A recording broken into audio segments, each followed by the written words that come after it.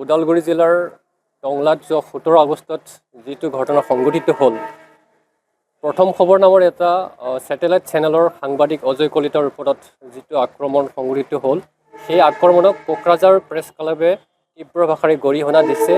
এনেকুৱা ঘটনা যাতে দুনাই সংঘটিত নহয়, তাৰ বাবে অসম চৰকাৰ, বিটিআৰ প্ৰশাসনৰ লগতে ওদালগুৰি জিলা প্ৰশাসন তেওঁলোকক সঠিক পদক্ষেপ গ্ৰহণৰ জৰিয়তে যিসকল দোষী ব্যক্তি আছে সেইসকলক আইনৰ আওতাত আনি তেওঁলোকৰ বিৰুদ্ধে প্ৰয়োজনীয় পদক্ষেপ ল'বৰ কাৰণে আমি আহ্বান জনাইছোঁ। কিয়নো এনেধৰণৰ ঘটনা এয়াই নহয়, এনেকুৱা ধৰণৰ ঘটনা প্ৰায় সংঘটিত হৈ আহিছে। গতিকে সাংবাদিক তথা সংবাদকৰ্মীসকলৰ যি জীৱিকা আৰু তেওঁলোকৰ সুৰক্ষা, সেই দিশটো চৰকাৰে দৃষ্টি দিব লাগিব আৰু নিৰাপত্তা সুনিশ্চিত কৰিব লাগিব। এই ক্ষেত্ৰত অসমৰ মুখ্যমন্ত্ৰী ডক্টৰ হিমন্ত বিশ্ব শৰ্মাৰ লগতে বিটিআৰ প্ৰধান প্ৰমোদ বড়ো ডাঙৰীয়াক উচিত পদক্ষেপ ল'বৰ কাৰণে আমি আহ্বান জনাইছোঁ। আৰু ভৱিষ্যতে যাতে এনেকুৱা ধৰণৰ ঘটনা নহয়, তেতিয়া হয়তো সাংবাদিক তথা সংবাদকৰ্মীসকলৰ নিৰাপত্তাৰ খাতিৰত তেওঁলোকৰ জীৱিকাৰ ক্ষেত্ৰত সুৰক্ষা দিয়াৰ বাবে নিজৰ ন্যায় পাবৰ কাৰণে আমি অধিক গণতান্ত্ৰিক পন্থা অৱলম্বন কৰিবলৈ বাধ্য হ'ম।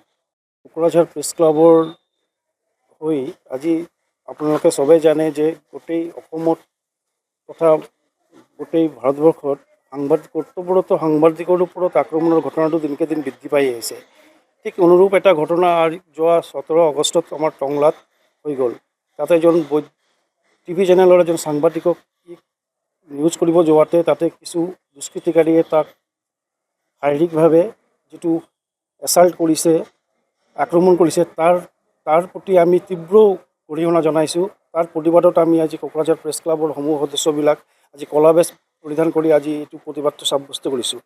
আমাৰ কথা হ'ল যে আমাৰ ইয়াতে আমাৰ যিবিলাক কৰ্তব্যৰত সাংবাদিক আছে, সিহঁতৰ যিটো নেকি মানে আপোনাৰ কিবাটো পাব লাগে, সিহঁতৰ সুৰক্ষিত কৰিব লাগে। কাৰণ আজি যদি কৰ্মৰত সাংবাদিকৰ ওপৰত যদি এনেকুৱা দুষ্কৃতিকাৰীয়ে এনেকুৱা আক্ৰমণাত্মক হৈ উঠে, তেনেহ'লে বেলেগ মানুহৰ কি হ'ব? তো আমাৰ চৰকাৰৰ প্ৰতি দাবী যে ইয়াত উচিত তদন্ত কৰি পেলাই দোষীক কৰায়ত্ব কৰি পেলাই দৃষ্টান্তমূলক এটা শাস্তি দিব লাগে। লগতে আমি অসমৰ মুখ্যমন্ত্ৰী মাননীয় ডক্টৰ হিমন্ত বিশ্ব শৰ্মা আৰু আমাৰ বিটিআৰৰ চিফ প্ৰমোদ বড়োকো আমি আহ্বান জনাইছোঁ, ইয়াৰ ওপৰত যাতে বিহিত ব্যৱস্থা ল'ব লাগে।